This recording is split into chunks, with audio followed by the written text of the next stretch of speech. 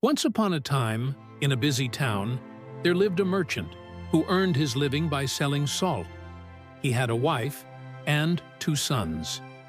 The elder son was shy, hesitant to speak to others, while the younger son was confident and outgoing. People often thought the elder son was foolish because of his quiet nature. Many even took advantage of his innocence, but he never complained. The merchant, however, grew frustrated, often scolding his elder son harshly, not realizing that it only made the boy's self-esteem even worse. As the elder son grew older, his fear and lack of confidence began to affect his studies. During exams, he would freeze, unable to write the answers he knew. He struggled to learn and to express himself. Eventually, when he became a young man, his father asked him to help with the family business. Afraid of disappointing him, the son agreed.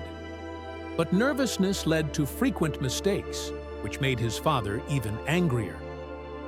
One day, while the merchant was away, some cunning men came to the shop. They falsely claimed, "Your father has sent us to take all the salt sacks to the city." The young man hesitated, too scared to question them, and before he realized, they had taken everything. When his father returned and found the shop empty, he was furious. "You fool!" he shouted. "You let them steal everything. You've caused me great loss. Get out of my sight and never return." Heartbroken, the young man left, feeling worthless. The laughter of the townspeople, his father's anger, and his own helplessness pushed him towards despair. He wandered to the riverbank, overwhelmed with shame. "There's no point in living anymore," he thought. "I will always be a failure." Just as he was about to jump into the river, a young disciple passing by saw him and pulled him back to safety. Angrily, the young man cried out, "Why did you save me? My life is useless. I can't do anything right." The disciple replied softly, "Life is given only once. As long as you breathe, you can rise again. You can find success. But if you give up, you'll never know what you were capable of." The young man shared his sorrows. "I'm shy. I'm weak. My father hates me. I have no education. Everyone calls me a fool. Someone like me, do I even deserve to live?" The disciple smiled warmly and said, "My teacher can answer that question. Come with me." At first, the young man refused, but after much persuasion, he followed the disciple to the saint's ashram. There, under a giant tree, sat a great saint, deep in meditation. The young man and the disciple bowed before him. The moment the young man saw the saint, he broke down into tears. The saint opened his eyes and asked kindly, "Why are you crying, my child?" The young man replied, "You are my last hope.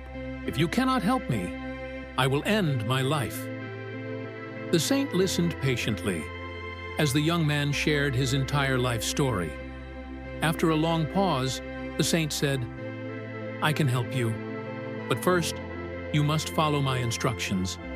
For the next 3 days, complete the tasks I give you, and your life will change." Desperate for hope, the young man agreed. On the first day, the saint said, "Go and speak to 10 strangers. Ask them about their life. Write down their answers." The young man hesitated, but he obeyed. Some ignored him. Some were rude, but he didn't give up. By evening, he had spoken to 10 people, and even made a few new friends. Proud of his small achievement, he returned to the saint. On the second day, the saint said, "Today, you must teach 10 young children about the importance of water." The young man panicked. "I'm not educated enough. How can I teach?" he cried. The saint smiled. "Just share what you know. The children won't know what you don't." Nervously, the young man stood before the children. His hands trembled, but he spoke. He explained 5 simple uses of water and quickly ran away. When he returned, he said, "I was so scared, but I did it." The saint encouraged him. "Try again." The young man spoke again, this time with a little more confidence. By the end of the session, he realized he was no longer afraid. The saint praised him. "You are braver than you think." On the 3rd day, the saint gave the hardest task. "Today, go to your father and ask for his forgiveness." Terrified, the young man said, "No, he will never forgive me. I can't face him." The saint said firmly, "If you refuse, I cannot give you the final answer." Summoning every bit of courage, the young man returned home. He bowed before his father, humbly apologized, and promised to prove himself. Moved by the sincerity in his son's voice, the merchant forgave him and gave him another chance. Later, when the young man returned, he asked the saint for the final secret. The saint smiled and said, "You have already found it yourself. Your greatest enemy was not your shyness. It was your fear. People see you the way you choose to present yourself. Even if you feel weak, act confidently, and no one will doubt you. True strength comes from believing in yourself." With tears of gratitude, the young man bowed deeply before the saint. "I understand now," he whispered. "I will no longer let fear control my life." Years later, that once timid boy became a respected businessman, known far and wide for his wisdom and his confidence. Confidence is not something we are born with.